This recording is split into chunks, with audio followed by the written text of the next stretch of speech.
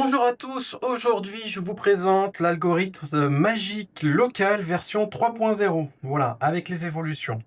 Donc quand vous allez sur TextBulker, quand vous ajoutez un nouveau projet, comme toujours, vous avez la possibilité de créer un nouveau projet, vous pouvez lui mettre un nom, donc là je vais l'appeler magique local version 3 pour vous faire une petite démo. Vous avez plusieurs algorithmes et la nouvelle version, du coup, c'est la 3.0 magique local. Qu'est-ce qui change dans cette nouvelle version? C'est l'ajout automatique dans le code source de vos articles des données enrichies avec l'ajout du JSON-LD de type business list avec deux types de JSON-LD, donc l'item list et le local business. Voilà, donc tout ça, c'est dans l'optique de toujours avoir un texte qui améliore les résultats et que ce soit plus compréhensible par les moteurs de recherche.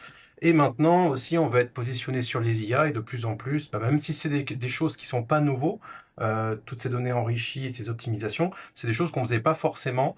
Et maintenant, les IA lisent de plus en plus ces informations qui sont accessibles uniquement dans le code source. Donc du coup, pour à la fois gagner sur deux niveaux, c'est-à-dire à la fois sur le SEO et à la fois apparaître sur les IA, on l'ajoute en natif. Comme ça, on fait une pierre deux coups. Donc, magie locale. Donc là, je vais créer un projet. Je sélectionne l'algorithme magique local.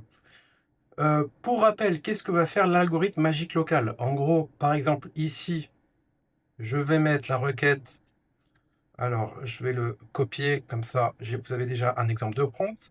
Donc, plombier à Nice. Je veux faire un article qui a pour but de se positionner sur plombier à Nice.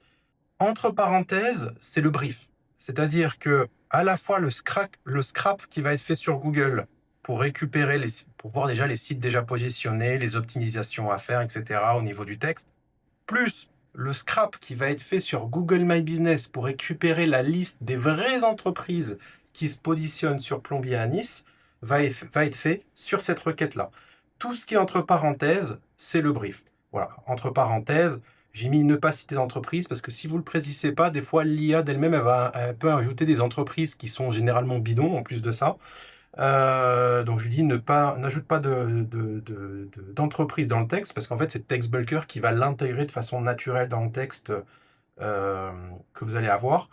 Il s'agit d'un article pour les annuaires qui met en avant le service et le métier, les avantages, ce à quoi il faut faire attention. Vu que l'objectif c'est également de se positionner sur la ville de Nice, petite description de la ville de Nice avec si possible un lien avec le métier et le service de plomberie.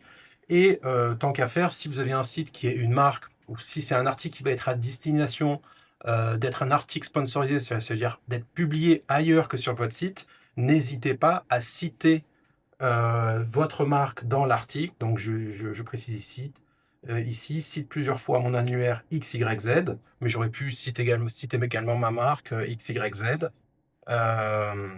Et le site sur lequel je vais publier, il permet de contacter facilement les plombiers à Nice euh, et qui permet de simplifier la demande de devis. Voilà, ça c'est des choses qui se font assez souvent pour récupérer du trafic, récupérer des leads, etc. Voilà. Donc là, je fais ma demande de texte. Je ne l'ai pas précisé ici, mais vous avez la possibilité, si vous le souhaitez, à la rédaction d'ajouter un backlink. Voilà, si vous voulez ajouter un backlink, la structure est ici. Vous pouvez la copier là directement. Donc c'est crochet URL pipe encre. Voilà, que vous pouvez ajouter. Enfin, peu importe l'ordre en fait. TextBulker va le parser et va l'intégrer de façon automatique. Vous avez toutes les options de l'algorithme. Donc vous pouvez ajouter des listes à puces, des tableaux, etc. La liste des entreprises, vous pouvez choisir soit de les mettre après l'article, soit avant l'article. C'est vrai que moi j'aime bien les mettre deux fois avant l'article pour montrer que la donnée rare et qualitative et qui est vérifiée et qui est vraie parce que finalement elle vient de lui, elle vient de Google Maps. J'aime bien la mettre en premier. Bon là je vais laisser, je vais rien toucher. Ici c'est la petite phrase de H1 de H2 pardon, qui va présenter la liste des entreprises. Ici je peux choisir par défaut ces 10 entreprises qui seront intégrées dans l'article. Vous pouvez décider de choisir le nombre. Vous pouvez également décider si vous n'avez pas envie de ne pas afficher le numéro de téléphone de l'entreprise que vous voulez ajouter. Donc par exemple, ça peut être peut-être des concurrents, voilà, ou vous pouvez décider également de ne pas afficher l'adresse, de ne pas afficher son secteur d'activité et son site web, vu qu'il a un site web.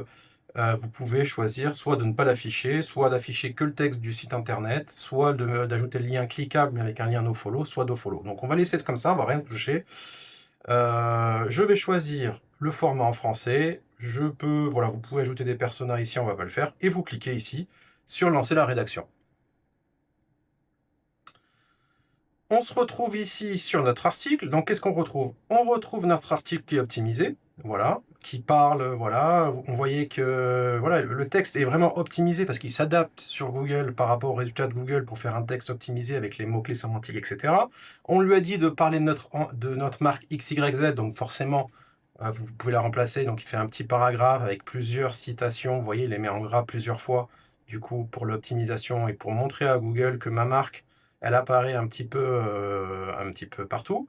Et ici, j'ai la liste des vraies entreprises. Voilà. Ça, c'est des choses que les gens font des fois, même avec l'IA, mais ce qu'il faut savoir, c'est que dans la majorité des cas, l'IA va donner des informations qui sont fausses, avec un faux numéro de téléphone, une fausse adresse, etc. Parce qu'une IA, voilà, c'est des statistiques. C'est des statistiques, et les numéros de téléphone et les adresses, c'est des données, comment dire, que les IA, souvent, quand on lui demande le numéro de téléphone, souvent, si c'est une entreprise qui n'est pas du tout connue, il va se tromper. Voilà. Et là, pour le coup, il ne connaît pas forcément le petit artisan du coin qui est plombier, qui est à Nice. Donc voilà. Et la seule façon de ne pas avoir des fausses informations, parce que Google n'est pas contre l'IA, par contre, il est contre des textes de mauvaise qualité ou qui donnent des fausses informations. Donc pour s'assurer que les entreprises qu'on va mettre à l'intérieur du texte, elles soient bonnes, et ben finalement, on utilise le service de Google, qui est utilisable finalement dans tous les pays du monde et dans toutes les langues du monde, et qui sont en plus des entreprises qui sont vérifiées par Google. Voilà. Donc on a la liste des entreprises. Ici, c'est le texte que l'utilisateur va voir. Et si je me mets en version HTML, j'ai la version HTML, et on voit qu'en bas, on a ajouté le JSON-LD avec le script qui s'affiche et qui est injecté. Il ne sera pas visible par l'utilisateur, par contre, il sera visible par les moteurs de recherche dans le code source et par les IA. Voilà.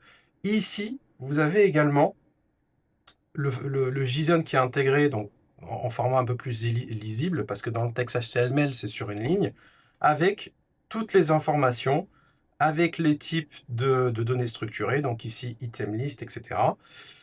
Ici, top map, c'est le résumé de toutes les entreprises qui ont été récupérées et intégrées dans l'article en scrapant Google Maps avec les adresses, le site internet, les numéros de téléphone. Après, à vous de décider de choisir ce que vous voulez afficher ou pas comme données. Ce qui est sûr, c'est que d'ajouter des vraies entreprises et des vraies informations, ça permet d'éviter les filtres et de se positionner beaucoup plus facilement que si vous faisiez un texte basique optimisé sur Plombier Nice avec des différentes occurrences du Plombier Nice. Un site avec exactement la même puissance, un site qui va publier un article comme ça qui liste des entreprises, va se positionner beaucoup mieux qu'un site qui fait juste un article sur les plombiers à Nice et qui parle juste avec des mots-clés, des plombiers à Nice, etc. Donc ça, c'est des choses qui marchaient par le passé, mais maintenant qui ne fonctionnent plus. Il faut donner à Google des vraies informations et des données, ce qu'on appelle des mots-clés rares dans le texte. Voilà. Pour vous donner également une ordre d'idée, plombier Nice, donc ça c'est la requête que TextBulker fait. On retrouve également, vous remarquez, des sites de lieux. Vous voyez tous les petits sites, les plus gros sites qui s'affichent ici en slider. On va les analyser tout à l'heure pour voir un petit peu qu'est-ce qu'ils ont dans leur code source en données structurées. Et en fait, vous allez voir que le texte que TextBulker va vous donner, vous aurez les mêmes données structurées que ces gros sites-là et qui sont un petit peu fastidieux, voire chronophages à installer de façon manuelle sur votre site. Là, ce sera installé de façon manuelle. Donc voilà, on a les sites de lieux. On retrouve, si on scroll, travaux.com, page jaune d'ailleurs avec une mise en avant, vous voyez ici sur Slider, donc il prend quand même pas mal de place. Voilà, donc ça c'est la requête et voilà. Si je regarde le site page jaune, que je vais sur le URL page jaune, qu'est-ce que je trouve? J'ai ici une page qui liste juste des entreprises. Ils ont ajouté également un petit texte. Alors l'avantage TextBulker, c'est que le texte quand même est beaucoup plus long. Alors page jaune, effectivement, ils ont ajouté les entreprises en premier et mis le texte avant. Après, c'est à vous de choisir. Si je vais sur l'outil de Google, l'outil gratuit, c'est-à-dire qu'une fois que vous allez créer vos textes sur TextBulker, une fois que vous l'avez publié, votre article, si vous souhaitez tester qu'il est bien conforme, vous allez mettre l'URL de votre article ici.